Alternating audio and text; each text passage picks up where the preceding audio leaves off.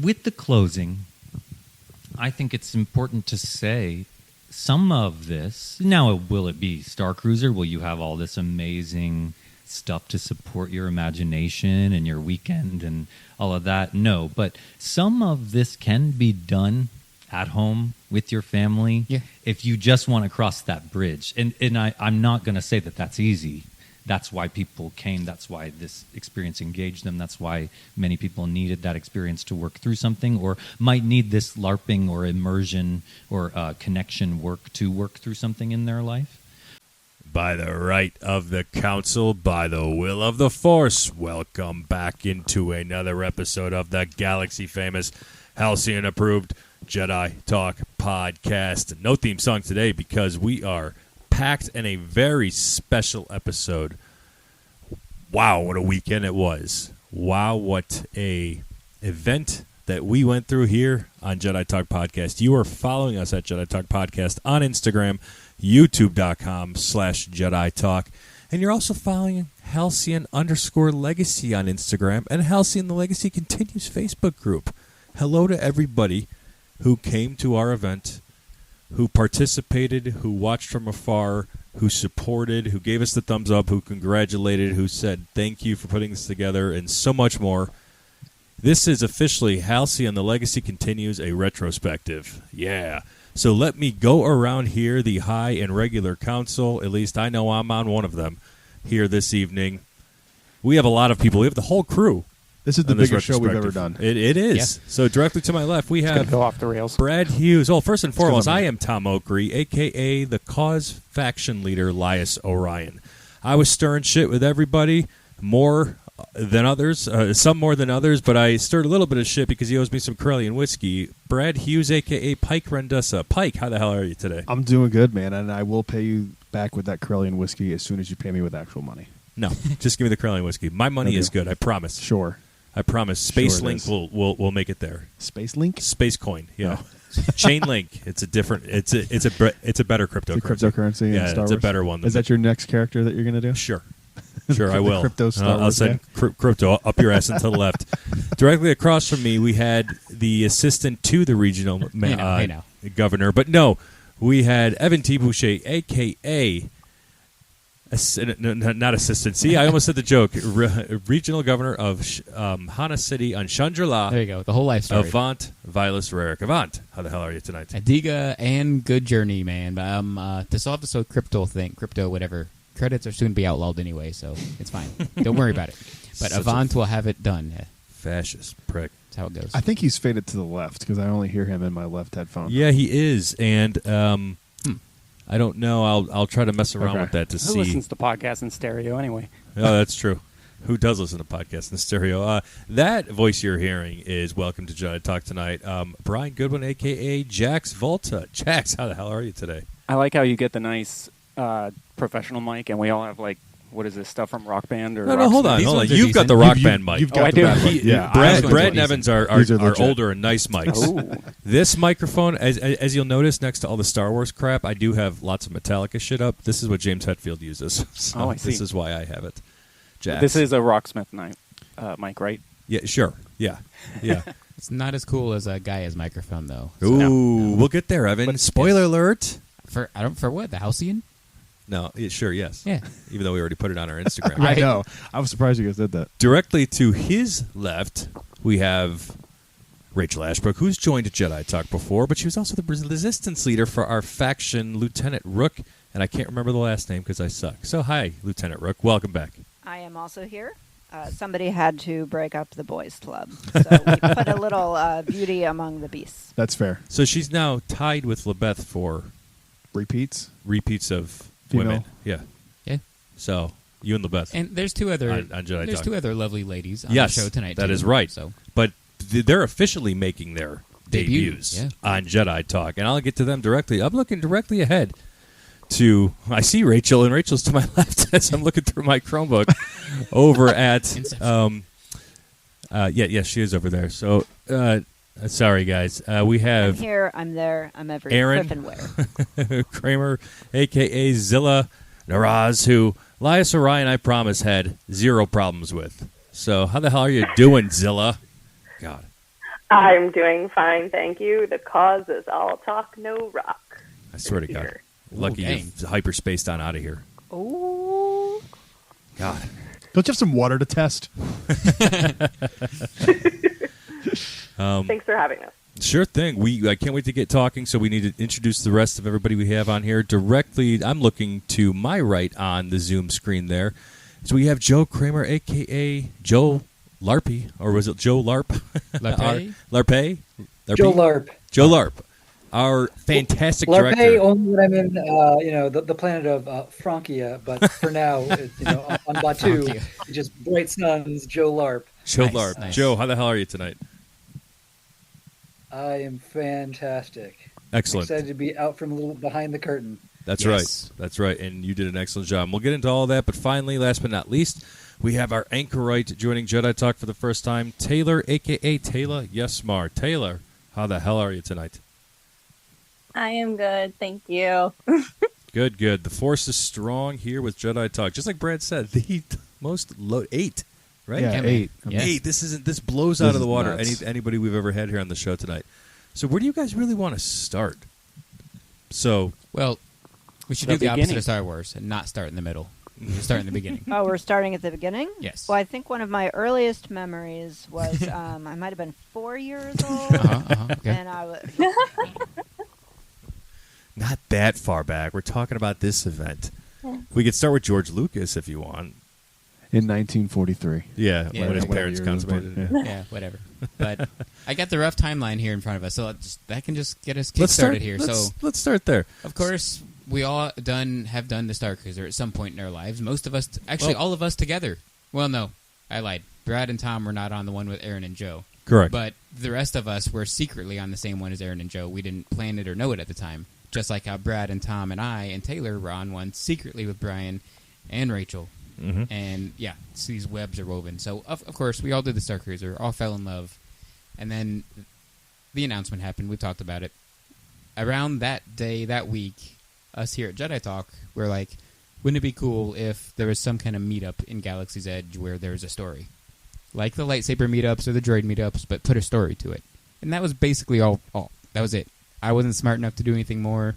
Tom was, but he needed more people, and Brad was pitching better ideas than I had. So it was All kinda, true. Better ideas than ever. Yes, True. kind of spinning its wheels, and we weren't getting a whole lot of anywhere. So this was in May-ish, whatever. So then I go on my final cruise. The anti-penultimate is, I think, what we learned it's called. And I meet Brian and Rachel, and I kind Can of I- pitch the idea to them there. Can I stop you there? I Please. want to call out the spark that ignited this. Do you remember who Possibly. said it? He's sitting on my couch on May 20-something. I guess that is true. He was the one. Adam is the one that was Yes, like, Adam Riley. This is up to the community, basically, to do Yep. what you want He with said it on Jedi Talks podcast with us.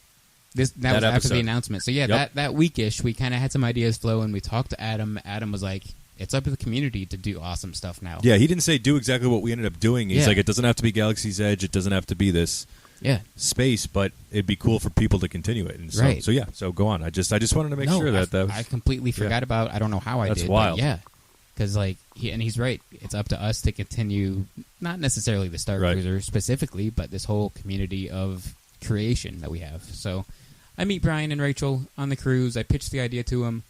After the cruise, we have these sabacc nights where we kind of vaguely play sabacc, but not really. We're not paying Sure. attention because we're just shooting the poodoo. But then I'm 99% sure it was Rachel.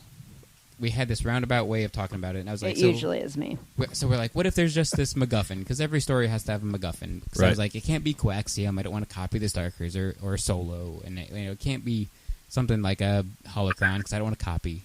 So I was like, what if there's just a MacGuffin? But then I'm pretty sure it was Rachel or Brian or a combination. Was like, how about we do this? Is a spoiler for the event. Spoilers. So if you're coming to the next one we do, don't listen. But spoilers. They said, what if it's Gaia's microphone? how did that come about? I think we had made a microphone already, Okay. and you guys were blown away at how good it looked. So, and I think that triggered something in Evan's brain that was like, we need to use this. Excellent. Hell yeah. Excellent. And then that night where you pitched the idea of the microphone, I remember being like, What yeah, if we were in line for Rise of the Resistance. Yeah. Hell yeah. So we had a great environment to inspire us. Yeah. So before we move on, since we have new guests on Jedi Talk, I want to make sure that the listeners have a pretty good idea of all of our Starcruiser stats so far. So Joe, Aaron, and Taylor. Taylor, we could start with you. Just kind of like quick pitch. Kind of your Starcruiser stats. How many times you've been on it, and like what you think about it. Because I want the listeners to kind of know what you guys are thinking of and your ideas before we move forward. I mean, for me, it's pretty much on the level of love compared to how Evan is about it. I mean, I went on with him all 3 times, and who loves it more, you or Evan? Huh? Who would you say loves it more, you or Evan? I'm putting you on the spot. Oh, I'm pretty sure Evan loves it more than I do. 100%. But She's pretty close. But I do love it very much. I did not expect to go on it more than once. Heck, I didn't even expect to go on it at all. And the fact that I was able to go 3 times, words can't describe how grateful I am that I was able to do that 3 times. And there's so many people out there I know that wanted to go that now can't. And so and it's because of you. You took up 2 extra spots. Good. Good. We deserve it. Good. Just even with how much Star Wars means to me, and it defines me as a person, and it's honestly how I pretty much met Evan, was from my love of the franchise. It means a lot to me that I was able to go on those, voyages when I did, and, I'll never forget that. It's going to always be a part of me. Excellent. Awesome. Aaron, Zilla, how about you? Yeah, we went 3 times. We were very lucky. Our first voyage was a year ago from yesterday. Oh, wow. Actually. And I don't think either of us had very much of an idea of what we were getting ourselves into. Not a clue. I think Joseph is the big Star Wars fan in between the 2 of us. I'm not sure. I might be the bigger Starcruiser fan between the 2 of us. I think so. Like our first round, it would have been when they're standing up front and say, "All right, who's here because they love Star Wars?" I would have raised my hand, and they said, "Now who's here because they love someone who loves Star Wars?" Erin would have raised her hand. By cruise 2, we were both hands up on the first one. Okay. Yeah. Excellent. That's so cool. So, yeah, I just want people to know the stats, right? Everyone listening to here either was at the event or loved the Starcruiser. So, continue, Mr. No, yeah, everyone here Bobby is Boucher. the massive Starcruiser fans and the high percentiles of Starcruiser fandom. But, yeah, when they pitched the idea of using a microphone as that artifact MacGuffin placeholder, that I was like, that's genius. And how about we don't let the people know that it's going to be a microphone? Because you need a big reveal at the end, a big moment. And also, like, why would the First Order want a microphone? And then Rachel had some other ideas that she threw off it. Yeah, the microphone, I was really hoping to intensely emotionally manipulate people. If I didn't get emotions going at the end, I was not going to be satisfied. So that's what I wanted. Yeah. So speaking of the microphone, then you should have been Sith if you're that level of emotional manipulation. There you go. Speaking of the microphone, with that being in the artifact, look, this is Jedi Talk. We all jump around. I've got diagnosed ADHD. He's got undiagnosed ADHD. So for sure. So I'm sure. And other things. Yeah, exactly. Well, we won't talk about that. We're not trying to get too canceled. We know the thing about the T-Rex Cafe. they haven't given it a name yet. Maybe it'll be called the Rachel. The Rook. The Rook. You've got the Rook. You've got the Rook. She got the Rook. That's a good song. Got the Rook.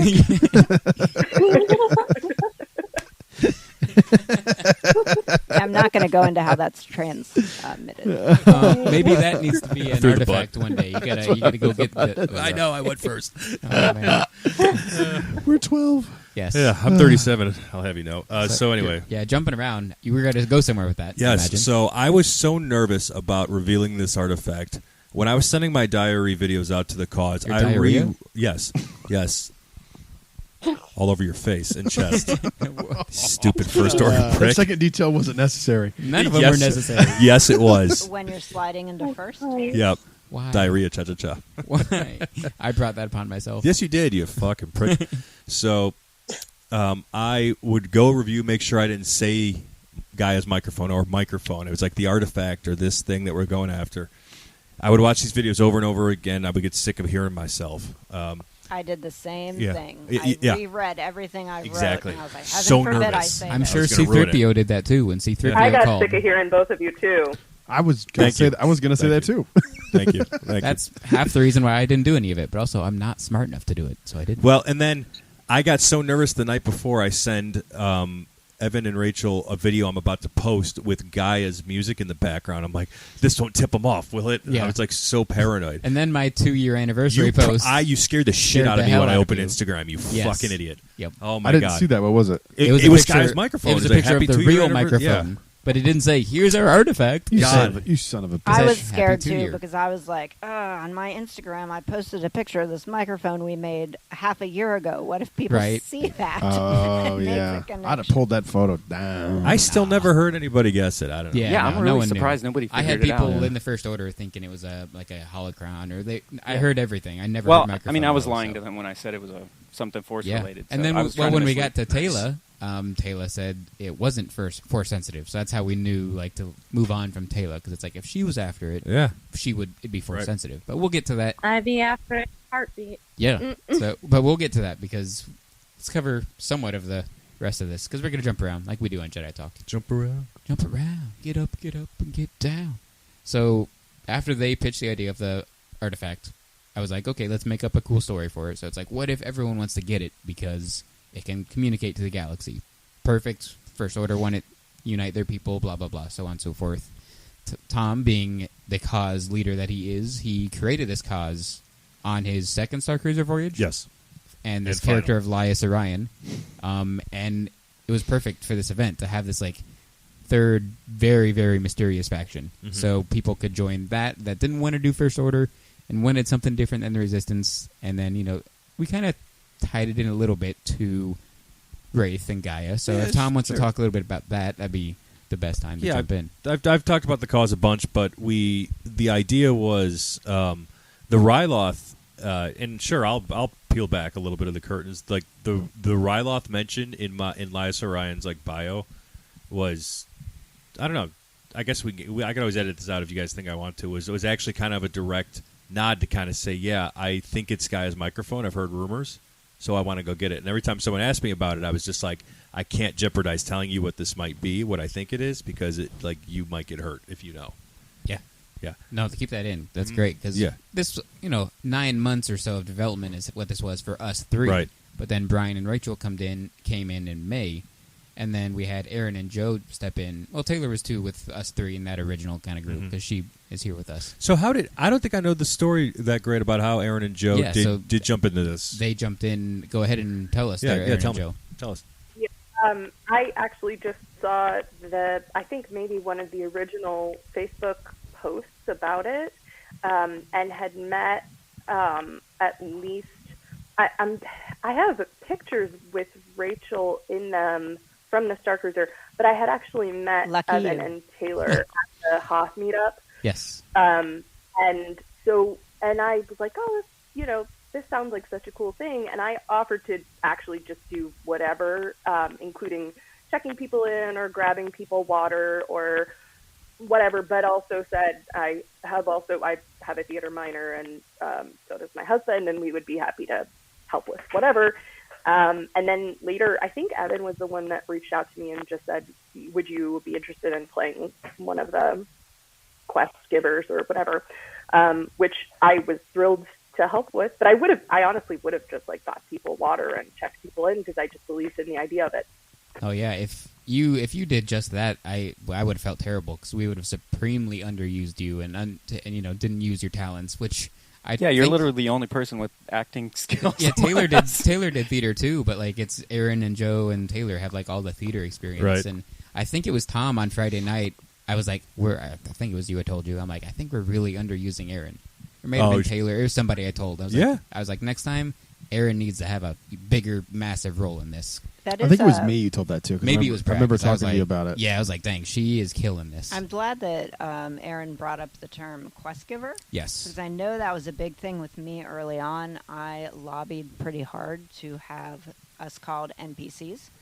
I did not want anybody to think that they were getting the level of acting that was on the Starcruiser. Yeah. So I was like, we are not calling us actors. We're going to be We didn't even NPCs. want to use the word characters, honestly, because it's like, that's still questionable. Yeah, I didn't want to overpromise. I was terrified of that. Yeah, and that Very came good around. choice.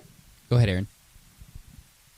I really liked the idea of calling it a story-driven meetup. Mm-hmm. That's how I tried to invite people with it, because it is important to keep those levels set correctly, because this is not this is something that we're doing out of love for this, but not something that we're doing as a professional thing.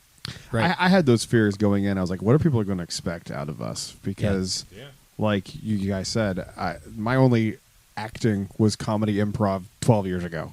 More than that. I have no acting background whatsoever. I was concerned that people were going to expect the Halcyon, but I got to be honest, I think everyone did a fantastic job. Yeah, I got voted worst actress in high school. I think it helped a lot to set some expectations, because not all of the participants know us, but a handful of them do. So I think that kind of helped, that they know us, so they know we're just regular dudes, regular people, regular ladies and gentlemen. They didn't expect anything crazy. And then the other ones, I'm pretty sure, listened to the show too, so they heard us talk about how we're not actors, we're not characters, we're just people doing this out of love. That's a great shirt, by the way. Tom got me this one. He did get him that one. Yeah, the only good thing Lias ever did. But can't say those jokes anymore, otherwise I would have said something. Oh, you should have. Say it anyway. We don't censor. We don't care. But the quest givers came about Lias because Ryan wouldn't stand for that. no censorship, right? No, I'm not Lias right now. Yep. So I could be. You should be. Where's my vape? Let's be honest, it's a very thin line between Tom. Yeah, you're goddamn right it is. But that's all I gotta do is turn and look at my Ron Swanson picture up here. Oh, I'm Lias Orion. I think it's just an outfit. What's Ron Swanson's Star Wars name? Swan Ronson?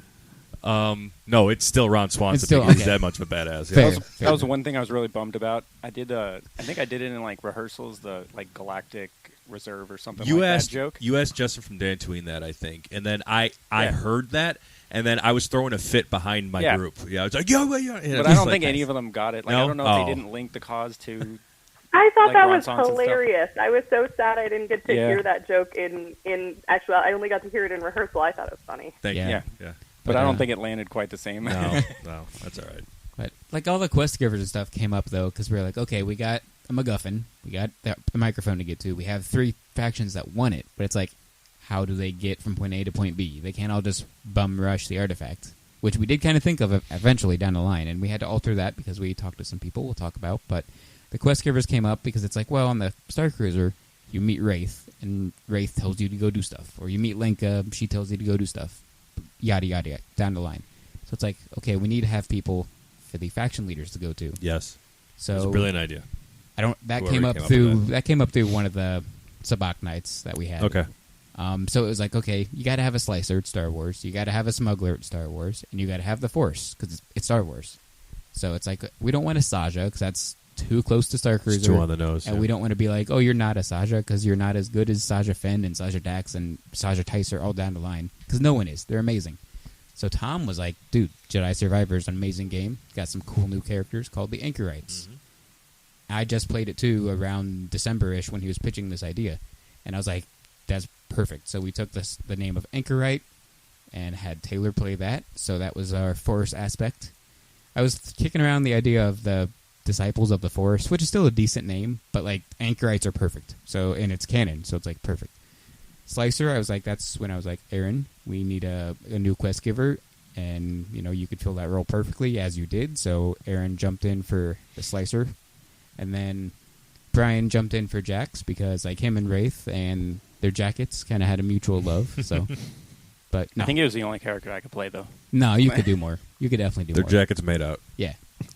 But this is the perfect time to go into the quest givers, I think. So if I can't talk. You guys are sitting where Wraith sat when we did the podcast. Yeah. Did you give him one of these crappy chairs too, or did he get that one? No, nobody got a Ahsoka chair now. Only Lias gets a Ahsoka chair now.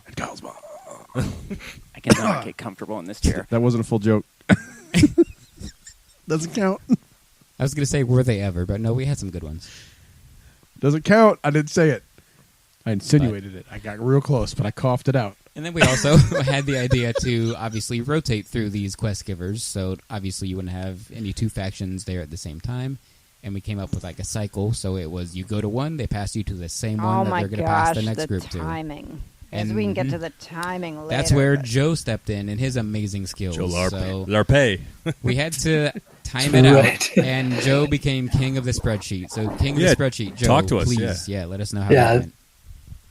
Basically, it's like, all right, we need some guy that's kind of done this before, who is ready to crank up the magical powers of OCD and replace the entire giant apparatus that is like the Disney Quest engine and all of their cameras and all of their mission control with one dude and a cell phone. Go.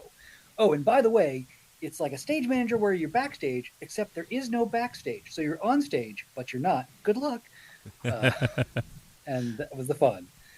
So how do you be backstage and on stage at the same time? I just want to call out all the cats. You kicked ass with this because I didn't know what to expect, but every time I needed it, or you were right where I needed to see you, and it was so seamless. And thank you for that. That you were, I think you the real MVP of this. Hell yeah, 1,000%. I feel like you made this happen. When Lenka tells SK thanks for the time check, buddy. Same thing. Thanks for the time check, Joe. Because every time I looked up, you were like 5 minutes left, 6 minutes, whatever. Like you had given the perfect time cues. Yeah, you killed it, Joe. Thank you. I just let my OCD freak flag fly. I know it's roughly, for me, my steps, about 200 from the cave all the way over to the docking bay 3. Yes. About 100 from where Taylor the Anchorite was over to the Slicer. So that gives me about a minute and a half from Slicer to Smuggler, 2 minutes from Smuggler to Anchorite, and just repeat it enough, earn some new blisters, and you have a whole cycle of people cycling together. I mean, I shouted it out in our back channel chat as we were going along. In the best of ways, you all scared me terribly when it was time to rotate our first. It's the end of the first quest giver session, and it was time to rotate, and everyone within a few seconds, definitely within the first same minute, everyone rotated together, and I couldn't as one. I was like, we can do this. We're gonna pull this off. Yeah, and we did. And I love the way you were counting steps, because I saw you 10 minutes before we officially started, 5 minutes before we officially started, and you were like just counting steps. You had your head down, counting on a stopwatch going, and I that's exactly what I was doing. Yep. And I paused you and I stopped you to ask you a question and have a little quick conversation, but you had your count still in your head. We talked about whatever I was asking you about. You got right back to the count, and you were just like on a mission, and it worked out because you knew how to get from point A to point B faster than even a Batu nerd like me. Maybe like I'm gonna have to ask you your routes so I can get from spots better on Batu. And then we can say probably who helped us. We had a few higher ups in the Starcruiser fandom and community and consultants help us. It's safe to say, right? Former. I feel like it's safe to say, right? Like, should I? I would not. No. Well, you basically said it like I did the joke earlier. So you could imply a few things, but Saja who? I did post. It wasn't a. I did post something. I was trying to give you an out. Could have been a Saja. I did post a video with a new character, That's Mechanics, true. and I played the audio. Mechanics, that's the best. Last week. But can't thank that individual enough. Yes. For doing one that. of the people Thanks, that we Sage. talked to that are former Starcruiser. I mean, people, it's clearly him, yes. and it's posted online, so I'm not hiding that. They told us to use what we have, and we all have data pads, and like in universe, these characters would have data pads, and then we just made reasons if someone asked us why we had it out. If someone asked, I was talking to BD72 through my data pad. Right, he was told bias. BD72. So I had a spy with the Resistance, but BD72 was keeping an eye on your ass. That checks out. Yeah. I thought I smelt him around somewhere and saw some oil. You smelled leaks. nothing. You smelt your brain burning. I think I did. Personally, I did too good of a job using what I had. I wanted to be checking my watch for the timing all the time, so I wanted to. Lieutenant Rook needed to establish why she keeps looking at her watch, and I told everybody I was nervous about the artifact. I didn't want anybody to beat us to it. So I think I had my team worked up into such a frenzy, though, that they were That's good, though. always wanting to move along, and we need to get moving. These NPCs are wasting our time. Yeah, when they showed up to me, they were so dialed in on like, okay, we gotta get. What do you need from us? We gotta go get it. And then I think I was trying to delay them. I noticed that as well. Yeah. They were like so eager to move. Yeah, because I think they were riding all of us hard, but it was that was delightful. That means that you created that sense of urgency. Otherwise, what are they doing all day? Yeah, no, right. they were in it. Beautifully blew away all of my timing estimations for group travel time. I assumed like lollygagging tourists, and every group was like, "I'm on a mission. I know what I'm doing. No. I am saving the galaxy. I want that artifact." It was like, all right. I will say, when the first order came up, they sauntered up like they owned the place, and everybody else walked up like they were trying to save the galaxy. Well, I had to kind of overcorrect for some things, so the datapad that we had because was just used to get timing, so it was to say, hey, we're all in places. Hopefully before 6. Everyone was in place before 6, but we didn't want to get to our places too much before 6 because we didn't want to have our factions come up early, and then we have to completely spin our wheels and waste time. So I got there 5 minutes before 6. One of my loyalists approached me, so I was like, okay, it's only one. It's not my whole group. I can probably handle it. Oh, you got to your spot 5 minutes before show up? Shit, I was parked under that cave at like 5:15. I don't know how your faction didn't come up to you, but I'm not saying it's bad that he did, but I'm saying I had to plan for it and I was ready because the cause is doing causey things before meetings. Causation. Yeah, still waiting for the effect. Get the fuck out of my house. But so General Rob came up to me about 5:55, so I was like, okay, I got to waste some time with him, just talk about reconnaissance. You're early, blah blah blah. And I could see the rest of my crew over in Docking Bay 3, where the Halcyon had shuttles come back and forth. And right at 6 o'clock, they all got up, came over to me. So I was like... Oh, that's cool. So I was like, okay. That's cool. In my mind, I had no idea of how long it was, because I had been talking with General Rob for 5 minutes, but it felt like it had been 10 or 15 already. Oh, shit. So that's why we got to Brian a little too early, but I had to try to correct, because General Rob also was from Batu, from Black Spire Outpost. So I was like, oh, General Rob, after I gave my spiel, which I got to get better at. Next time we do this, if I'm Avant again, my welcome spiel was garbage. So I apologize, First Order loyalists. I will hopefully make it better next time. But General Rob, you know the outpost better. You should lead the way to the Slicer guy who we've heard from Lieutenant Agnon. He likes Ronto rap, so lead the way. General Rob takes off. This guy is like, he's not sprinting, but he's like, I know Batu, I'm going to lead the way. And like, kudos to him, because he was doing what I asked him to, but I did a bad job of explaining stuff. But so he takes off. And then the rest of my crew is just like, we are sauntering in the back. So I'm like trying to finish my spiel with the rest of the crew in the back. And then I'm going to go, catch up to the general and get some, intel, blah, blah, whatever. So I get up to General Rob. I kind of slow him down. And I'm like, at that point, I look at my data pad. I'm like, oh, crap, it's like 6:10. We're not supposed to be till Brian until like, 6:15? So that's why I'm like, let's stop here in Ronto, guys. And I kind of gave more of a spiel of like, if we see a Wookiee, be careful. Don't want to upset Wookiees. Don't approach them. They're known to rip people's arms off. If we see that scavenger girl, we're not sure what she's capable of, so don't approach her either, blah, blah, blah. I'm stalling for time. So we still get to Brian a little bit early. That's a good way to like not interact with Ray. Yeah. That's a smart move. Mm-hmm. So I kind of stalled a little bit, but we still got to Brian a little early, so I was like, let's slow down and approach this guy with caution and kind of like we own the place. The resistance started precisely when we meant to. One of my lovely team members had suggested to Lieutenant Rook that we needed to have like a mission, like an operation kind of designation. Came up with Starbird. So that was kind of our code word. Put the mic a tad closer. The resistance could find each other by our mission name, Starbird. Yeah, so there it is. When Aaron's showing it on the Zoom. I've got mine back there. Nice. That was one of my favorite Starboard. parts. Yeah, this lovely wood-burnt credit with the Starbird logo. We can talk about the swag later, but that was amazing. Oh, yeah. So that was one of my favorite parts of the whole event. The Resistance found each other. We started talking about what a good night it was for bird watching, and that these were optimal conditions to spot the Starbird. Yes. So that was a nice way to start off. So, Evan, you got to Jack. So what I want to do is segue there. And let's run through our NPCs right now and go to each one, get their story and like their experiences with each faction. So we don't have to necessarily go through the timeline. I mean, we can mention the timeline of how we went, but I think it'll be good for the NPC to talk about them all at once. Yes. Before we do that, I also want to say we did a rehearsal the day before the event on February 29th. We all thought it was going to take... a lot of people there that we know. Yeah. But we also thought it was going to take, like, maybe 4 hours at the most. It took, like, 6 hours.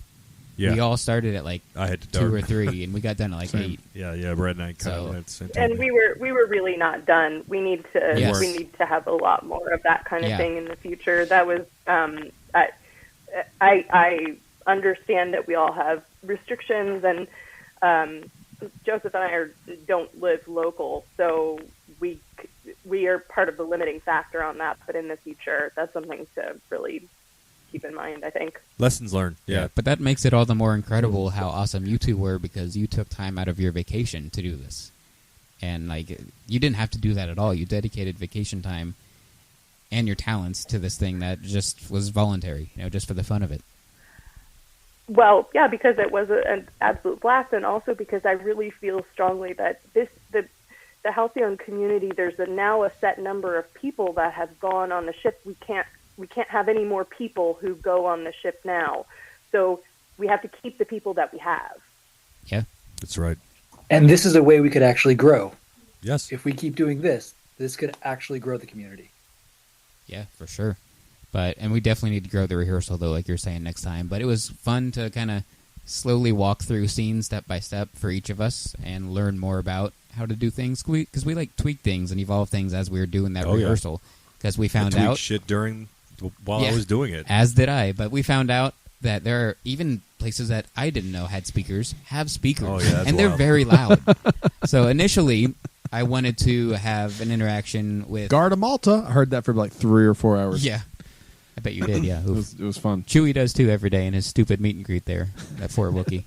And then he'll hear himself on those comms, too, even though he's standing right under them. I noticed that. So I don't know. I noticed that while I was there. But because Disney doesn't, because they're stupid. Because Chewie was walking around, and at one point he was kind of like looking up, and I'm like, are you I love all the Chewies. Acting? It's okay. I love all the Chewies, because they are like us, and they're like, why is Chewie talking, but he's here, but he's talking? So they would always like point it out, be like, look, I'm talking, but I'm also here.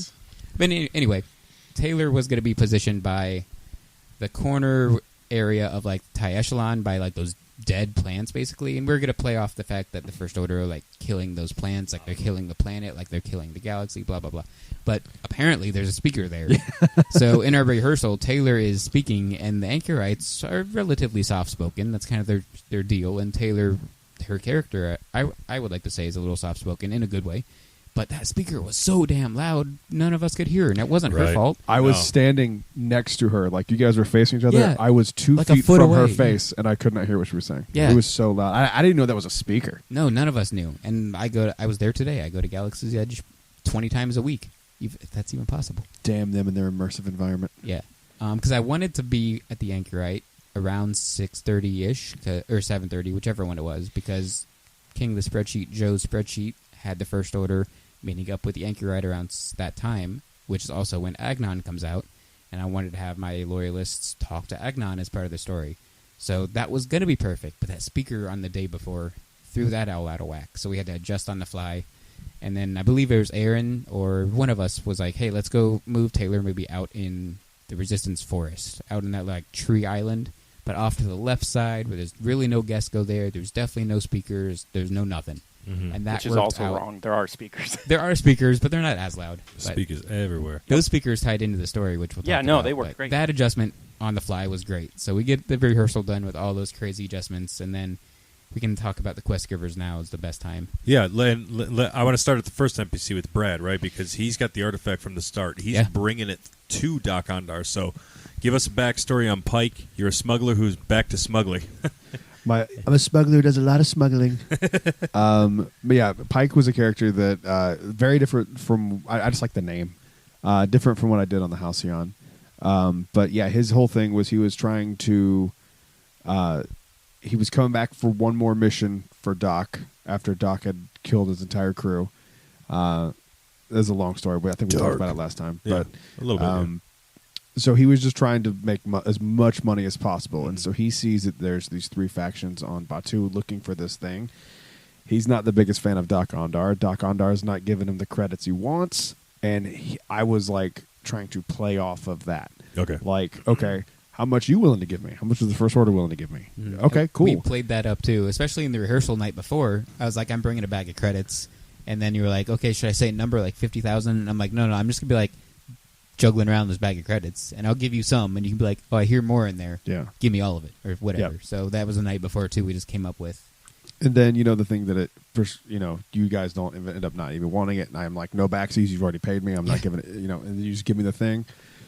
That was fun to play into, and my character's the whole thing was just, I'm not taking less than what this thing is worth. Yeah, and apparently it's worth a lot of money because people are fighting over it. Yes. Yep.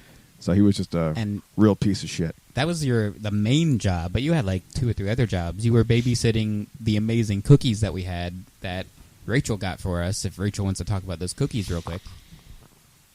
Yeah, they were from. They had a Starcruiser connection. They were made by Brie with the Pinch of Salt Bakery. If anybody loved those cookies, Pinch of Salt I'm Bakes. Sure, yep. On Instagram, I think. Yeah. If you can't find her, come to me. I can give you her contact. Her stuff is amazing. She also made my birthday cake, which is probably the best cake I have ever eaten in my life.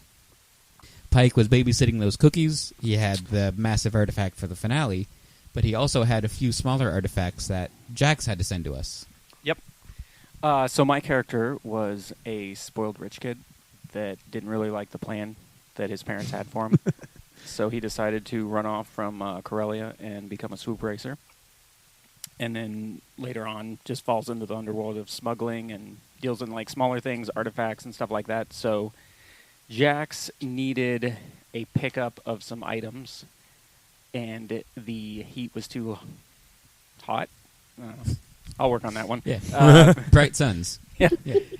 So he needed the help of some players to go get that for him. And then also he had a absurd bar tab, not quite as absurd as some other people we might know. Yeah. But he needed some help getting that zeroed out by the players. Which had some awesome Easter eggs in there. Yeah, it did. There were a lot. You all made up And by I think the yourselves, funniest thing was that, because we can see the website statistics, people were reading that stuff the next day. So they had like... they went back in after? Yes. Oh, that's great. So I'm glad... That's awesome. I didn't put that much work into it. It was a little bit, so I'm glad somebody was looking at it. Let's call it out here. Wraith Cole had an absurd bar tab. He did, yeah. I mean, but who... Of course he would, right? Yeah, he's so charming. And there might have been some other characters on the cruiser that didn't have the highest of bar tabs. No. They're not really drinkers. Sammy. Yeah, Sammy. Like $7. What was it? Yeah. It was a Blurg Fire, right? Is that what he bought? Or, it might be. I one think of that's those, the price of one non-alcoholic drink. Then you were on there, right? Yeah. Okay. Yeah, and I think who else was on there? Poe and I think like Poe Mubo was and on some there, a couple other people like that would be makes sense. But yeah. Yeah, people cleared out the bar tabs. I love it. And that was your main task you had. By the price, that was roughly, one crate reactor every day for 3 years. Which sounds like Wraith straight out. Oh yeah. Jesus. Challenge accepted. Challenge accepted. Look, the thing is, Wraith might be buying drinks for everybody at the bar, though, too. Yeah. That's the kind of guy he is. Yeah, for sure. He gives off those vibes. Yeah. So you, and then you had another task. You were sending people actually to Brad. To Brad, right. To a pick certain rebellion hero. Yeah. Oh, Porkins. I forgot about him. Porkins. So I was giving people different stories every time. Rachel's going to kill you. Yeah. How could you? I think one time I told him that it was a porg, and don't ask questions. Look, he's a great smuggler. I'm not going to explain it. I don't look him right in the eyes. Yeah. I was telling people that his affiliation with the Resistance has nothing to do with me. I was like, yeah, just because he's a part of the Resistance, I agree with everything. I don't remember who he's his own person. He's one of the best pilots. He's had a decommissioned X-wing. One of those pilots. One of the factions I told that he was just a crazy person and he thinks his porg is the smuggler. So I can't remember who it was. That's great. I don't think that was us, but that's he great. thinks this porg smuggles. That explains people walking up to be like, porg gets to take hello. Yeah. We get the presents in the credits. and then they say hi to you, but they don't say hi to Porkins. So you're like, are you going to say hi to my porg?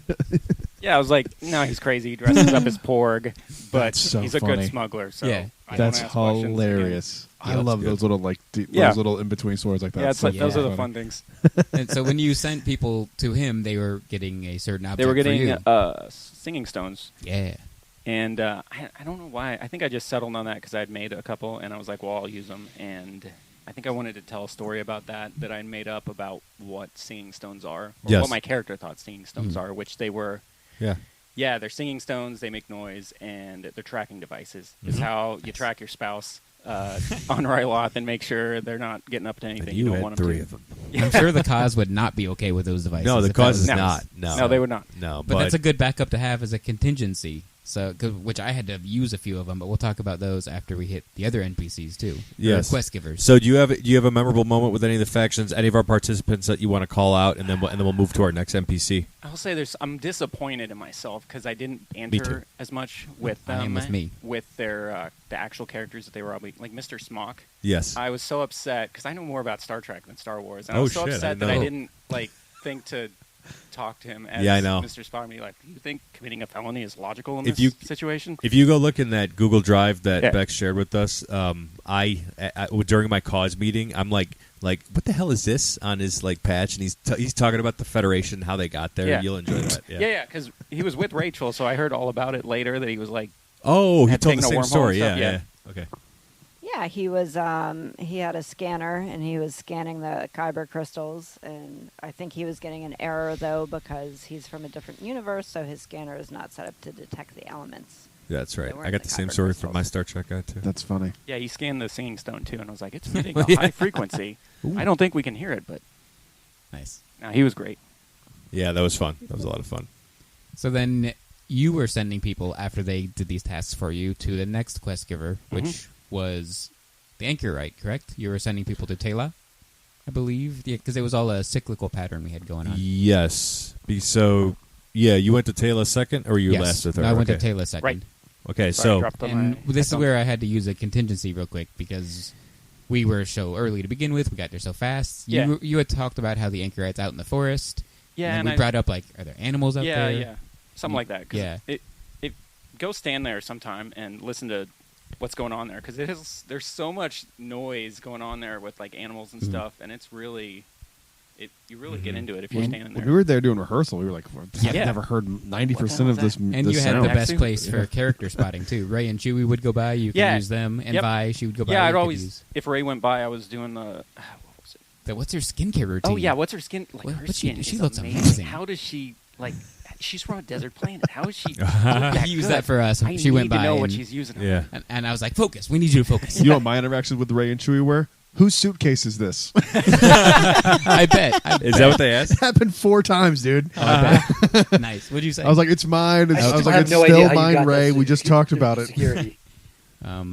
Yeah, that was fun. But so I used one of my contingencies because I needed to stall. I was like, oh, if we're going up against these wild Batuan animals, maybe the creature stall has some info on those. So I sent some of my people to go scan the crates and tell me who was buying what creatures. They brought back all the image scans of one for Lando Calrissian, one for Z Hut, and one for Gaia. So we got to use that little nerdy reference there to stall and waste time. Yeah, I'm not sure if you heard him, but Joe had something good he was saying. Please, yeah, go ahead. Oh, I just don't know how Brad got that giant suitcase to security without 1,000 side eyes. And Yeah, He we didn't. I but didn't. I just was don't- there on Planet. I won't say how, but That was one of the most Yeah. nerve-wracking points of the event. I think we were all trying to get all of our props in, and we were Yeah. terrified that they were going to be like, "Why do you have 60 cookies? I had are to- you going to try to sell these? Right. Like, what is happening?" I had to have a birthday contingency celebration. plan for the suitcase because I'm like, if they tell us I can't come in with a suitcase, I have to have a backup. So I had contingencies for the story, but I had contingencies for the suitcase, the props. But so Brian sent us to the Anchorite next, out in the Batuan Wilds. So we get to Taylor. So yeah, Taylor, tell your story, and then just talk about your experience as, your experiences with the factions. What was one of your favorite moments? Okay, so Tayla is actually a character that was on the Halcyon, except at first on the Halcyon voyage, our first voyage, Tayla was with the First Order. And so as our second and third voyage went on, I, moved away from the First Order just because I had my own little situation with them I can explain at another time, but I started, studying the Force and, going closer to side with the, Resistance. And I just basically, my character Taylor was there on Batu to study the Force because, I'm an anchorite. And I get there and I'm studying, what the force is on Bot 2, and, I have all these factions coming up to me being like, oh yeah, you know about this artifact. What do you know about it? But I have to say my favorite interaction was with the cause. Ooh, well, you're going to have to tell that in a second because the cause is predisposed at the moment. But when we got to you, we were the second group to get to you because the cause was first.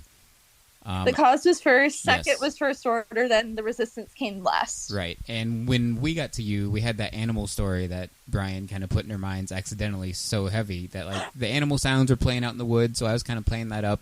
And then out of the bushes jumps out a Batuan squirrel.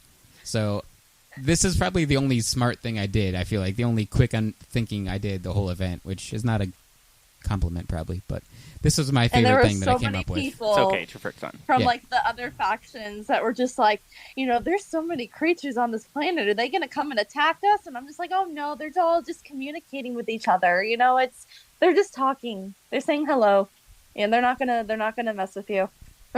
Right, and that was perfect timing because you said that around the time the squirrel popped out.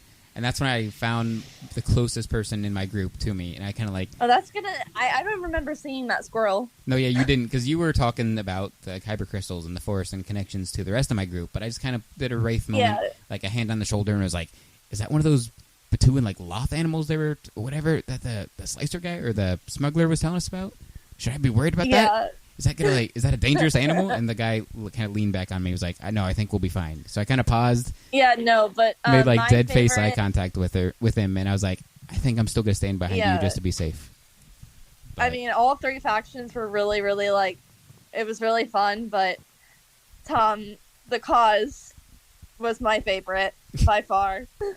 Mine too. It was of course. I felt I was really, it was the participation the cause had with the Anchorite. I'm not going to say I was worried because it's like we didn't have a lot of force wielders with us exclusively, right? When you kind of have the smuggler character per se, but a lot of people were interested in it, and Lias himself was force curious, as Bex called me. I like that. Yeah, right? I'm force curious. Which is true, Lias is. So it played really well, the kyber crystal handouts. And everybody was really happy. Thank you, Aaron and Joe, by the way, for that. Getting to keep those kybers. Everybody was like, "Oh, sweet! Thank you for letting we me get to keep them." use kyber crystals as my prop. I was so mad when we Happy to had help. to get it up during rehearsal. I wanted mine back, but I don't think we had enough. Mathematically, we had to play it safe, but I'm so glad. And Aaron... I feel like that added a really good addition to my character as well. The fact that she's there studying the force and she has these kyber crystals. Yeah. So I really do appreciate that. Yeah, I'm so glad Aaron and Joe. She had those. half of Ilum stuffed in her pack, and she just handed them out like candy. That was, you mentioned Elam. I actually called the Resistance out for blowing the planet up when I was with the Anchorite. I was like, the Resistance blew those kyber crystals up. It's true. Yeah. It's true. The First Order also ruined the planet first. But yeah, I was going to say, they the Resistance did blow it up, but the First Order ruined the planet beforehand. Lias Sarai knows First Order ruined it. Actually the Empire does. If you go back to Fallen Order, true. The Empire starts there. I was going to say, that's one of my favorite moments in Fallen Order when you realize what's going on. The Empire started that, but then the First Order finished destroying the planet. And then the Resistance Disney ruined Star Wars. Yeah. But I'm glad that Aaron and Joe did bring those kybers, because for the First Order interaction with the Anchorite, we were just going to use 2 kybers from docks, which are awesome and all. I collect them, but when you see a kyber from docks, that kind of takes you out of it. It's like, oh, they just went to docks and bought these kybers. Nah, these were unique. I love these. Seeing Aaron and Joe's kyber were so much better. Yeah, they looked like they were chipped off of a rock on Elam. Yep. That's what I loved about it. Yeah, they are they're real semi-precious stones. So there's different colors of the stone turquoise, and there are different kinds of jasper. So you weren't making that up. Really, I think you mean we really went to really Ilum and we really collected them all. Yeah. It was really hard. My beloved is saying, we're that force sensitive. We could just come back with piles of them. Go and grab them. Zilla's not force sensitive. She's not doing that. Yeah, I know. But and with the Anchorite, with the First Order interaction, we were 100% inspired to use Tom's incredible thing that he came up with on the Starcruiser with Saja Fenn, right? Yes. So we had the Anchorite heal a red kyber that Avant had, and that was our interaction with the Anchorite. And it did not go how I thought it was going to go in terms of like the reaction from my loyalists. So that's something we never planned for. One of the many things we never planned for, but now we know to plan for. They were pissed. Yeah. They were not ready to move on because they're like, you just ruined our kyber crystal. Like, you've destroyed this. They're like, we cannot leave you alone now. And it's like, guys, we have to go to the next quest giver. But, like, they were so into it. I love it. I know, I love it too. I just wasn't smart enough to plan for it. But they were so into it and so upset that you destroyed our kyber crystal. It had no more power. No and such thing. That's killed. Right, and that's when you kept pushing that and saying, like, it still has the power. And then you just kind of mentioned, you know, your supreme leader is probably not going to win it anyway now, and yada yada. And I was like, well, that's true. He's probably not. And this artifact we're about to get is going to be better than this kyber crystal. So tell us what we need to know. We'll leave you alone. So we've moved on from the anchorite, but that's just one of the many things that now we know to plan for. So that's what's brilliant and beautiful about this kind of event. It's like there's things that are going to happen that you don't know are going to happen. So you moved to the slicer after that, right? Yes. So on to the slicer. I sent them to Zilla. Yes, perfect. Thank you. And I think the favorite thing that I did is Zilla didn't get to see this, but my cause members did get to see this because they asked a lot of questions. But the favorite thing I did that night was when Taylor handed me the card and said you were going to go see somebody, and I asked what their name was. She said Zilla, and I was like, oh God. And so I started to react and throw a fit, and like I almost collapsed to the ground, and then I had the back of your card handed to me on purpose, and I'm just looking at the back of it, and I'm like, and I look up to my members, and I'm like, there's got to be more than one Zilla in the galaxy, right? Like, that's a common name. Everyone's like, that's a common name. It's a common name. The Zilla Beast, right? Yeah. And then I turned the card around, and then, like, the look of disdain on my face when I saw it was you, just like, all right. Can I give you props for how fucking dope those cards were? Those cards were so cool. I had like a full-on American Psycho moment. We were getting ready for it before the event, and I was like, yeah. I was like, God damn, this is fucking beautiful. You did a great job. Well, I have to shout out one of my crewmates from my third voyage, whose name, his character name is Tar, but his real name is David, and Patrick he helped me. He has done some design work in the past. The cause member, David? Helped me. My guy? Yes. Yeah. Yep. And he helped proof the design. I had a couple different ideas. He helped proof, and then some of my other crewmates from that voyage, Chuck and Austin as well, helped me kind of make the final decision. So I have to give them credit as well. Shout out to Austin. Zilla is on the run from the Crimson Dawn and has arrived on Batu. Really doesn't know the place, and certainly did not expect to find herself in this position. And she's got the Crimson Dawn symbol, sort of those concentric circles that are embroidered on her coat. That was something that didn't quite pay off, partly because I did not think about how the sun was going to set during the event. But so as she's on the run from the Crimson Dawn, she has previously had some contact with the First Order and has kind of agreed on a price with the regional governor. But the other factions are going to have to do some work for this. So I really enjoyed the whole time talking with the faction leaders. I loved getting to know and getting some names, getting some handshakes from all of the participants.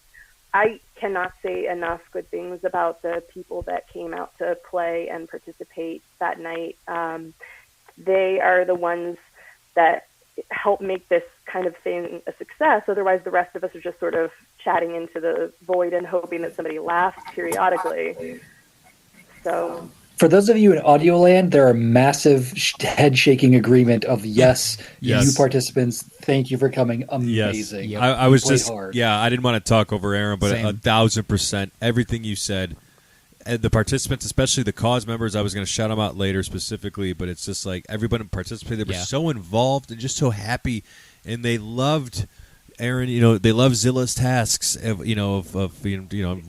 you share what we had you do? And I'm sorry, I wandered off task. It's okay. It happens here. Zilla. So Zilla, as she's on the run, she has a vial with her that's actually the vial from the Starcruiser, the Fiery Mustafarian lava vial that was on the Starcruiser. I noticed when I brought it home, it actually says YPS venom, handle with care. It says that in Orabesh on the side of it. And when I brought it home, I couldn't understand. I didn't know why it said that. And then I kind of asked around a little bit, and it turns out that that was for the Urdua Poison Spitter cocktail. If anyone remembers, there was a non-alcoholic beverage that they did a whole sort of a business with the antidote that they added to the drink. Right. And so I really thought, like, this would be a great use of this prop that everyone remembers from the Starcruiser, and it actually says YPS venom on the side of it. So I asked someone to translate that for me, which they all did. We actually had a couple people who could just straight up read Orabesh, which I thought was awesome. Mm-hmm. And people are so talented. And then I asked, I explained that this is a common tactic for the Crimson Dawn, and I was pretty sure that one of the 4 water sources on the outpost had been tainted with the Urdua Poison Spitter venom. So I got the factions to form up some teams, and of course the faction leaders were instrumental in kind of knowing their groups, knowing who knew the outpost, calling them out, giving them those moments, and then splitting up into 4 teams. They each took a vial with a test strip in it, which I had liberated from the University of Barleth, and grabbed those, went off to test the water, brought it back. One of the test strips was going to react, of course. So I tested the water with all these like multi-test strips. I tested the water at Disney the day before. I can confirm for you that Disney has hard water. And so that's what one of the reactions was on the test strips. And so then we found out which one that was. And then we used a simple data pad game to reroute the water supply, depending on, the resistance faction was concerned about the water on the outpost. The cause was less concerned about the civilians on the outpost. And the First Order was surprisingly concerned about the civilians because they pointed out that dead civilians do not pay taxes. Right? So, God damn it, get the fuck out of that my wasn't even me. goddamn That wasn't even me. The loyalists were amazing. Yeah, they were hilarious. great. Yeah, so I mean, everybody was great, but they were specifically great. Yeah, so I had my water bottle gag in there too, where like I was drinking out of a First Order water bottle the whole night, and then like as you were mentioning it was poisoned, I started like hacking and coughing and gagging on it and dying, and then I was like, we need to find out where this poison could be from. I need to find out because I filled this bottle up at so and so, and so my loyalists all ran out to do that task for you, and they came back and they were very concerned. At this point, I had kind of broke away from you to talk to Joe for a little bit. Puke it in the corner. And they were like, Governor, where did you fill up your water bottle? And I was like, I don't want to answer this with the poisoned one because I didn't plan for that. But if I did, I was just going to be like, okay, should have had an antidote. Yeah, I was going to say I'll pay the slicer for the antidote or whatever. But I said it's from that one, and they said, oh, good, the poison one was the other one. So I was like, sigh of relief. Played that off as hard as I could. And this is what is so interesting to me. Like, I was not part of that story. I've never heard half of these stories, and I think that is one of the successes that I wanted the event to have. I wanted this very much to be like the Starcruiser. I wanted people to be able to get together at the end at our Sweets and Treats and talk about what they had done, and other people would say, oh, that didn't happen to us, but here's our story, here's what happened to us. So I had really been hoping that everybody would have different experiences. Like the infamous now canon event of when Laius Orion met Lieutenant Rook. Oh, yeah, and told me not to talk and to be quiet, which I would never take that. There would have been a huge fight, but I knew we had timing issues. So that's all that was, yeah. So I was like, but this was planned, though, too. Okay, I'll give you this once. But I tried to have slightly different stories for that exact reason. Yeah. Sure. It's all the same thing. It's going to get boring for everybody. Yeah, of course. But these tasks and these side stories that developed over time are what's fun to see, too, because, like, these are mostly placeholders, but we kind of pitch for, like, oh, how about Brian's character has people hunt bounties from the Batu bounty hunt, or we have the Slicer go scan crates. It's like, okay, those theoretically would work and do work, but you can do those any normal day. So it was like, that's a good idea, and I guess if we somehow run out of ideas and we need more time, sure, but, like, Aaron came up with the awesome water tasks, and Brian came up with the hacking of docks. Like, And then we had the Kyber stuff with Taylor that she came up with. That was instead of just scanning the artifacts around Savi's, which would be pretty boring and mundane, the awesome Kyber crystal stuff. So like the evolution and development of those tasks over time are crazy, especially because they're all unique tasks that you put your hard work and time into to make. Mm-hmm. So then after we had got done with Zilla here... Hold on 1 second. We should actually go back to that meeting because yes, we had a cool thing. So this was revealed that Mr. Smock in the Resistance was a spy for the cause. Which I actually don't think a lot of my people know. So that's kind of another little part of the story that only a few people caught on to. Yeah. So the thing was, Lias had run into Ray earlier, and I had approached the Resistance. I'd broken off from the cause when they were with Jax, doing something, talking to Jax. He was over there talking about God knows what. So I wandered over to the Resistance because I wanted to strike a deal with Lieutenant Rook because I wanted to find out what my spy found out about the Resistance. So I ran into Ray earlier, and I just happened to swipe that beacon that she had that was given to her by Leia Organa. So I bartered with Lieutenant Rook over here, who I know wants to get back in with good graces with Leia Organa, and said, I'll give you the beacon to take back to Ray, and just let me take Mr. Smock with me. My people were not having it. They were ready to fight for him. They were. That was fun. And that doesn't even mention, I don't know where you brought it up, but the amazing prop Brian made for you of the Nemec's Manifesto. Yeah, like, that's how deep he went with this. Right, and that'll be used in the future because... should I cut that out? No, that's fine. That's fine. I think I talked about that. The reason is because I was trying not to overcomplicate things. Okay. I felt like we had under our lot. belts, keep it as simple as possible. Keep it as simple as I could. Okay. I said, yeah. But that's how dedicated you are. You got like props on props. Correct. On props. I was ready to like, go. Yeah, that's shit that got cut. Yeah, man. When a hashtag release the Snyder cut, then you'll see the manifesto. Release the Lias cut. The Orion release cut. the Orion cut. Hashtag. But this was another thing we had to kind of on the fly without the rehearsal do was like when my faction was going out to test the water, it was just me and Joe and a former member of the Galactic Starcruiser. I'm not gonna say who, but I was talking with them and he was saying how blown away he was. But then I was like, Joe, Lieutenant Agnon is out at 7:30.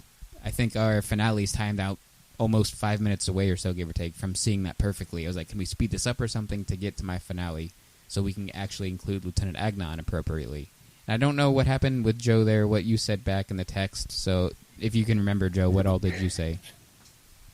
Yeah, we were trying to. We were seeing if we shifted you for a little 5 minutes faster. So this was in the middle of. In the nicest of ways, this was me going absolutely insane moment. I know. I felt bad because I was like, I'm pitching this idea. The backstory.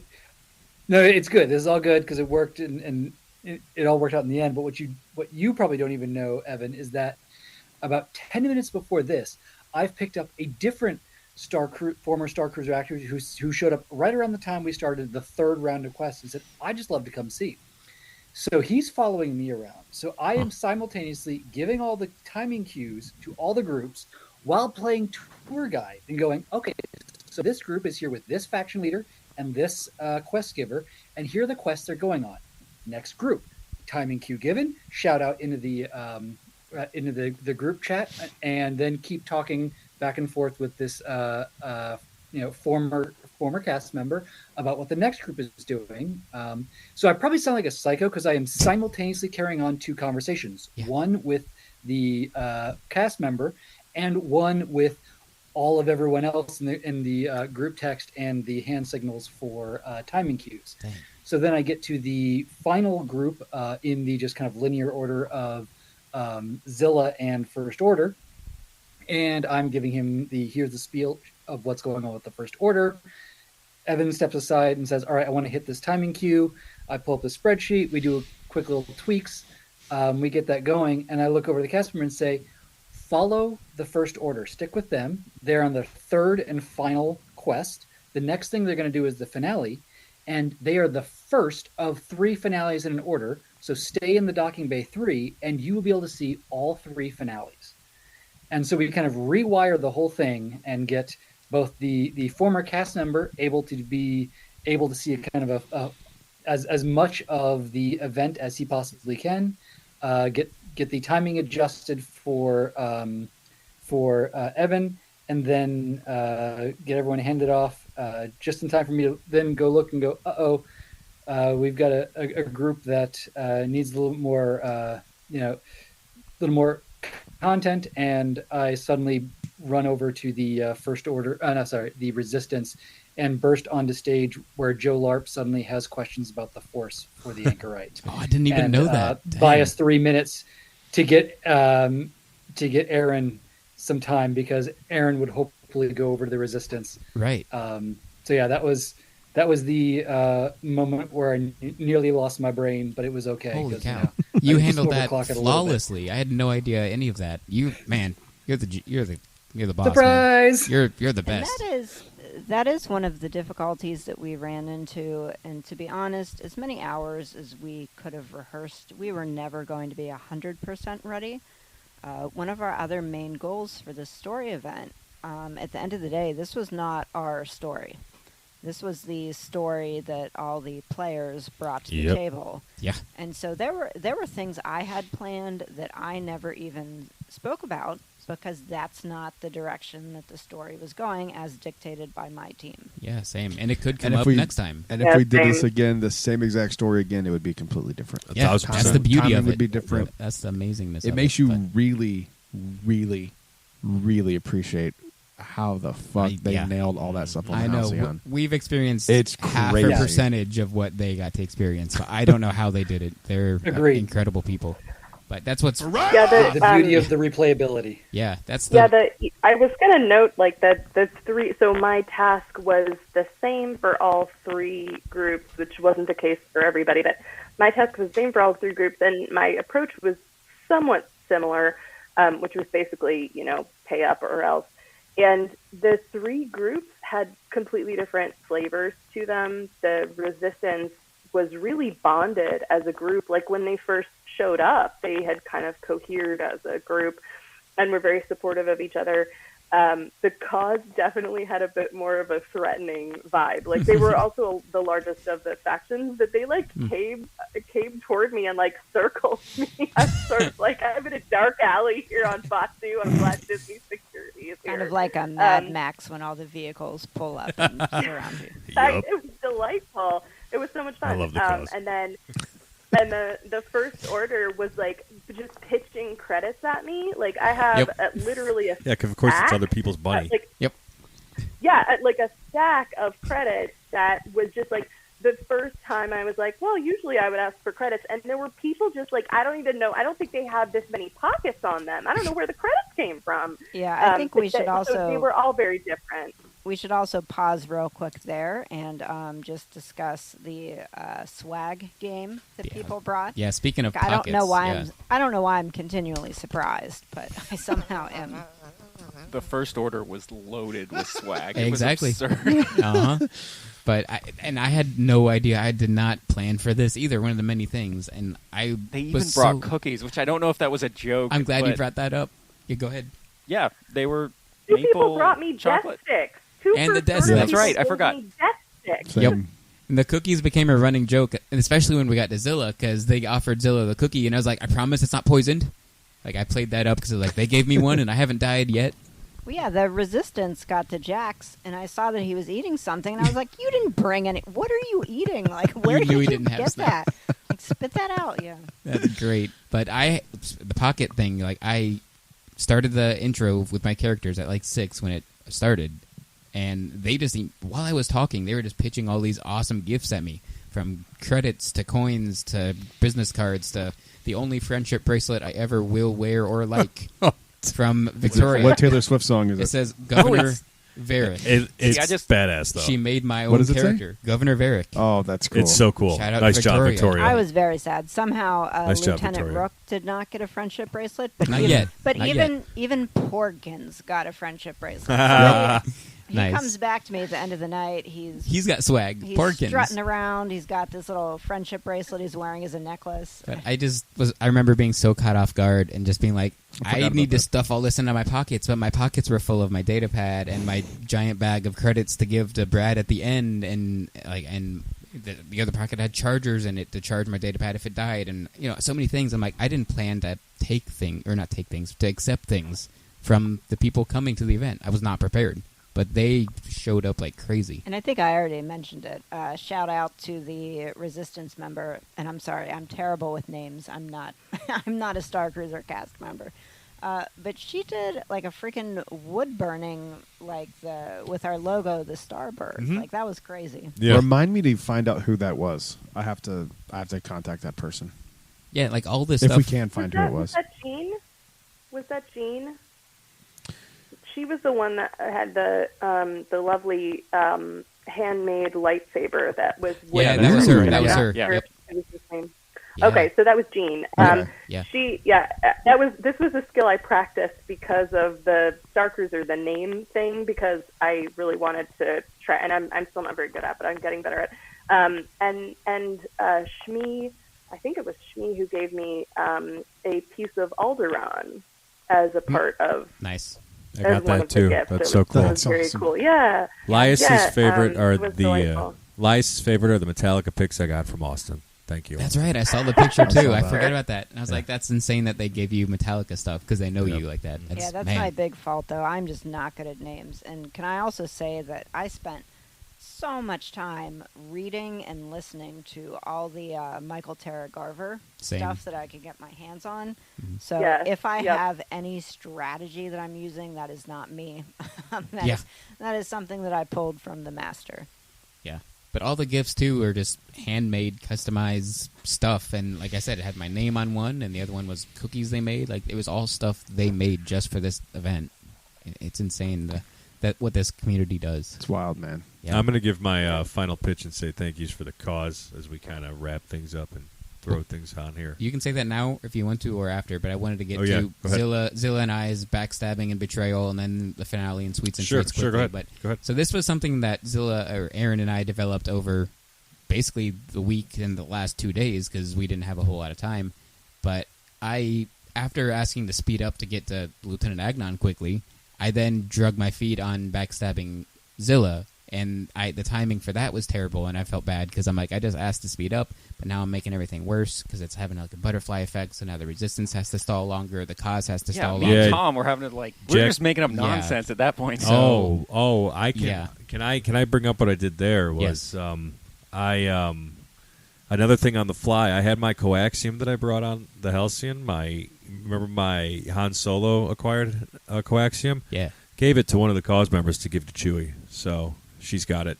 The one who dressed up like Gaia. Oh, no. Okay, nice. With little Wani. So you sent Little her Wani. off to go find Chewie? No, I mean she can give it. She can keep it or give it to Chewie if okay. she feels That's that cool. was the decision. So that's cool. That's what you had to do, though. I told the because whole of- story. I think I told that story for like a good 5 minutes. I felt. Your dramatic pause game Yes. was on point. Thank you. Yes. Nice. So I guess I'm glad then I So screwed thank you up for badly that. enough to give Yeah. you time to be awesome. Yeah. But like Aaron said, it was too dark to kind of see the Crimson Dawn stuff that she was wearing. But how badass So- was it that when we started it was light out and then Yes. it got dark? That See, was that- fucking cool. that I wanted on purpose. I saw the light switch Yeah. on Yeah. all of Bot too. That was Yeah. fucking cool. Now, I've never seen that. I somehow did not notice. That's one of the. I was standing right at the Falcon, so everything was like Yeah. pink.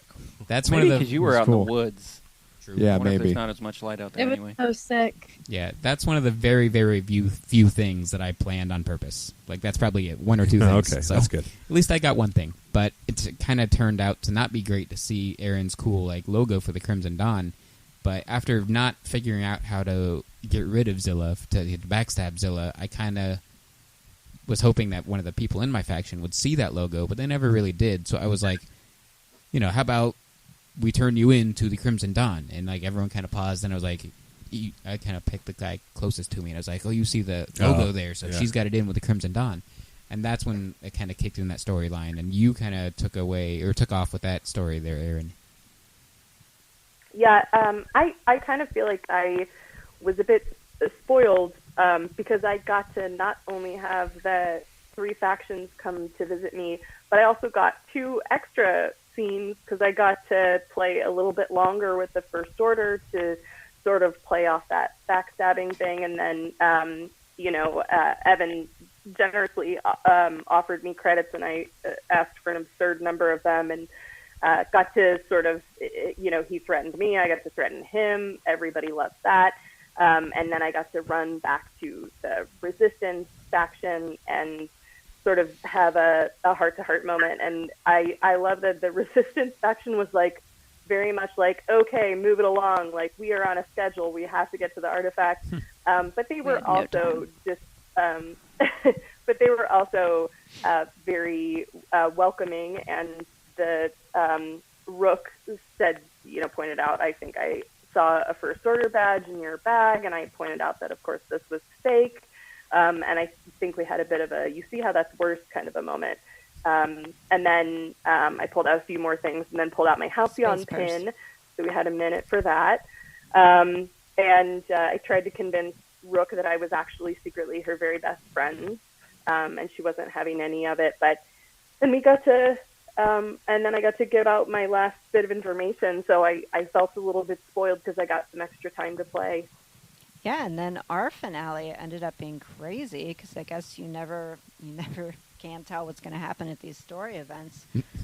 We had just taken possession of the artifact, and You're welcome. I had just shown everybody, and then Lieutenant Agnon and 2 stormtroopers come storming around the corner. They want to know what we're doing. My team, of course, because they're all Halcyon veterans, jumped on it quickly, and they were like, this is the Lieutenant Agnon fan club. We're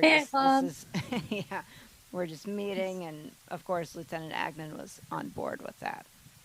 Right, and shout out to Lieutenant Agnon for jumping in like head first into each of these finales, and like he didn't have to do that at all. He could have just done his awesome show, and then he didn't do the cause. No, okay, I didn't know that. Yeah. Maybe the timing wasn't there. I think it was don't know. timing. Yeah. But he was out there talking to somebody. Right, I'm but sure he would have noticed because the cause was giant. Yeah, we There were, was a yeah. giant group of people. But there. like he could have just done his awesome stage show that he already does and have the crazy awesome interactions he has with guests and just went about it like normal. But he jumped in head first to hunt us down and find us for the First Order and Resistance. So, and which is perfect because I wanted to talk with Joe and I to kind of speed things up to get to him.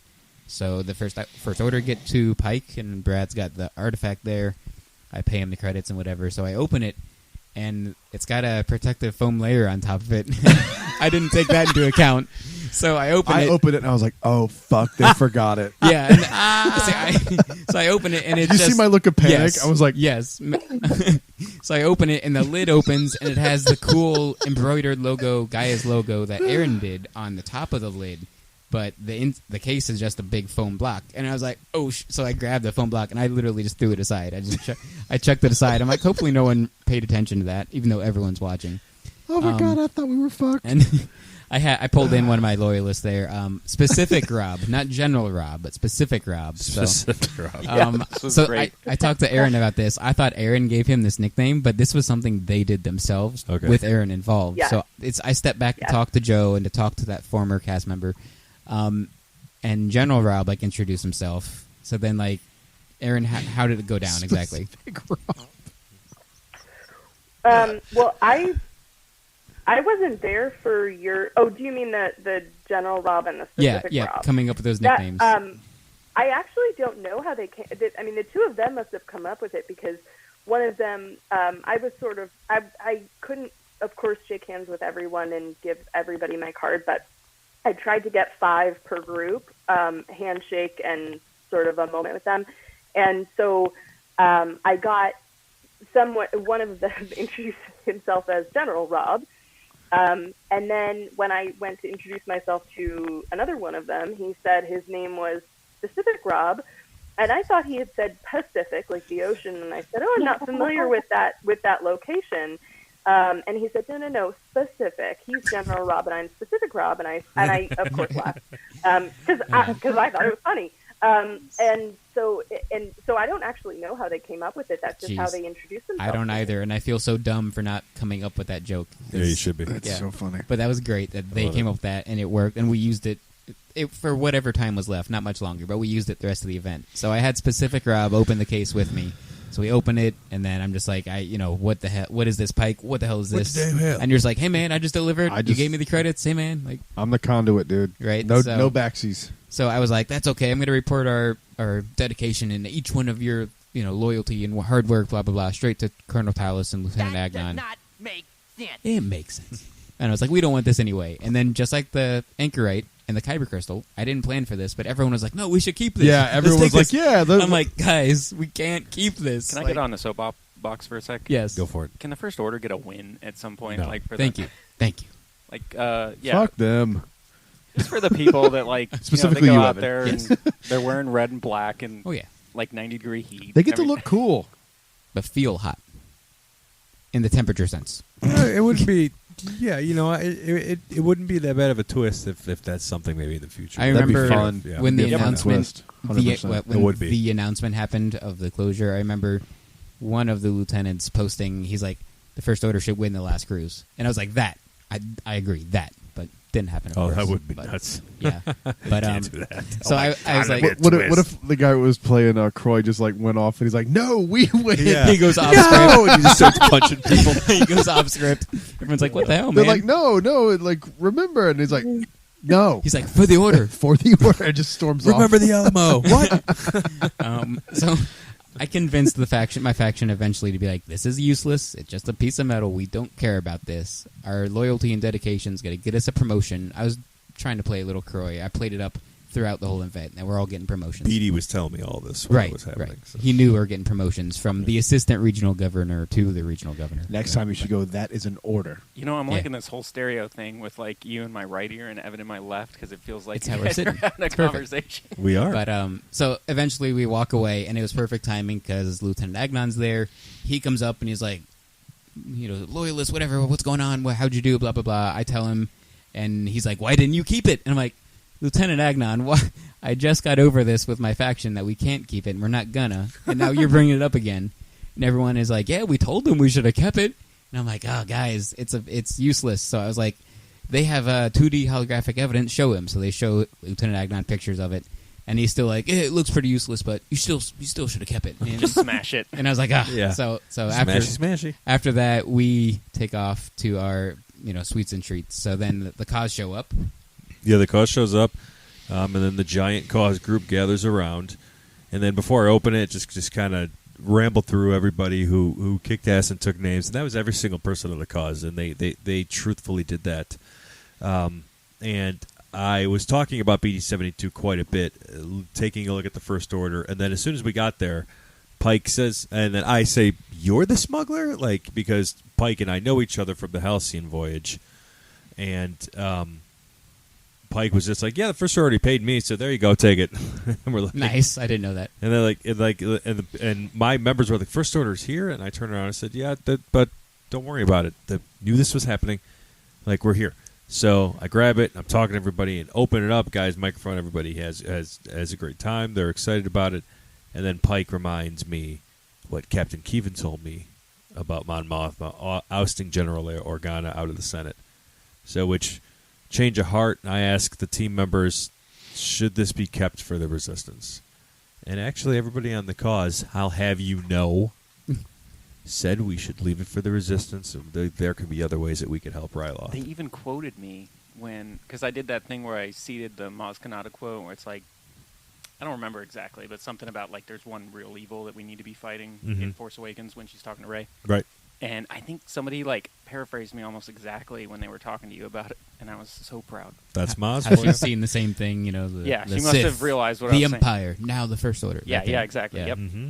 Nice. That's right. So Cool. thank Dang. you for loyalists of the cause. And then I left a note in the box with the microphone. So what's going through Pike's mind? He's going to be like, I can't get rid of this damn thing. What the That's hell? literally what I did when we met the Resistance. I was like, the First Order didn't want it. The cause doesn't want it. Can somebody take this so I can get out of here? And then as we were leaving, Brad and I did a bit that From The we Simpsons. ripped from The Simpsons, the old homeless man who created Itchy and Scratchy. And then in Grandpa Simpson, the whole paint my fence, the back and forth. We did that with Corelli and Whiskey. That was fun. Yeah. Nice. And then The Resistance is show up. finale. The Resistance show up. Lieutenant Rook. Oh, yeah, I think I went a little early talking about my finale. I thought it was kind of funny. A couple of my people questioned if this actually was the final artifact. Really? I think they were ready to keep going. Oh, Yeah, shoot. But we kind of got interrupted by Agnon, who came over, and everything just kind of fell apart, and then we were ready to party. All right. Nice. I love it. So we get. I feel bad because I didn't get to do the shout outs as well as I wanted. Thankfully, Tom did for his group. So awesome job. Shout out to Tom. But sorry, First Order, I sucked in that finale, not shouting out everyone enough. So got to get better at my intro and got to get better at the finale. So Hey, man, it's a learning curve. yeah. So we all could do stuff better. So we get to the end, and like Brian mentioned, the First Order never really win, and we kind of talked about that beforehand. So I did come up with like a secondary finale. It's like, so we do get something for our efforts. So I open up a case that I use Kylo Ren's lightsaber case because it has the logo on it. So I open up the case and I'm like, loyalist, the chain of command has heard of your efforts. Word moves just as fast as our efforts did here tonight. So they have sent these First Order captains medallions to each of you. You've earned that promotion. And I typed up letters too from Agnon to give to all of them. So they all got medallions and letters from Agnon. So they get something, even though we didn't win the artifacts. We still ended up getting something. And now everyone is gathered at that outside courtyard at Docking Bay 7. I give a pretty substandard speech. Got to get better at that stuff, I guess. And then pass it over to the rest of you. And then I gave some allergy warnings. Yeah. I think we need to work on our dramatic final speeches. Yeah, but then the cookies ensued and pictures ensued, and the cookies really were perfect. I'm glad that came together to kind of top off the night. Cookies. But I kind of wish mine was vanilla because I think they weren't labeled, so we didn't know what the flavor was. Correct. But I wish I had gotten a different flavor just to see what it was. Well, yeah, I got vanilla too, I think, but it was good. It was great. It's just vanilla. Jax, Brian, we'll have to get some different ones for the next event. Ooh, which there will be. Yes. Segue. Well done, sir. But to our Spoilers. people, spoilers. Yeah, to our people on. And here's exactly how it's going to go beat for beat. Jesus. What? I forgot I had that one. What is that? They know What where that's from. ethereal nonsense did you just play? Tell them where that was from. I'm assuming it's Star Trek because we No, call back to him no, saying no. Star Trek. That was from Survivor. That's Bo Dakuna singing Ghost Star Oh, with it his daughter, is. That's Kaza. right. That's I was fucking just so creepy. pissed. Yeah. Right, no, I was just so pissed at Jeez, Bode in the spoiler. moment. I forgot about that. Shut up. The game's been out almost a year. I do get the sense that we're kind of wrapping up, but I Yes, feel go like on, I man. have to say, hopefully, most of the people that came to play are listening to this wrap up. I hope so. And I just want to thank everybody because obviously this event would not happen if we didn't have so many people who came ready to play and ready to add their story to ours. Yes. Everybody So was this- so invested. Yes, this would have been I a agree. waste if everybody wouldn't have showed up. This would failed without the participation of everybody who showed up. The people who traveled from out of state, That's too. crazy. Booked man. Airbnbs. You guys Like, insane. made this happen. Can't believe they did Please know that this is all on you. Got a park reservation. Yeah, right. That's Yeah. that's the worst of it. I've never heard. How Incredible. that. Spent $200 on a dumb ticket.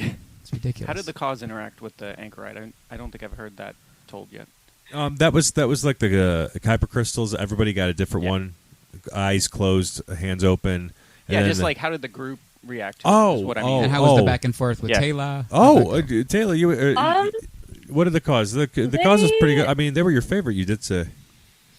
The cause is amazing. Like everyone's reactions was it was priceless, and there was so much going in my head at the time. I couldn't process everything that was going on at once, but it was truly just like incredible. Like, and I wanted to mention that I didn't in the beginning. I have not been in a show or on a stage since 2019, and that at that moment I felt like I was on a stage again. So.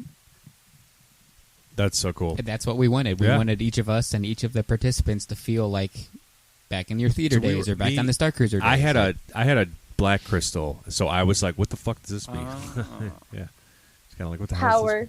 Yeah, power. Yeah, dude. There you go. So, anyone else want to say anything? People on the phone, kind of final words as we wrap it up. I just want to say, fuck yeah, everybody. You guys I'm crushed good. it. You're good, Zilla. It's everybody.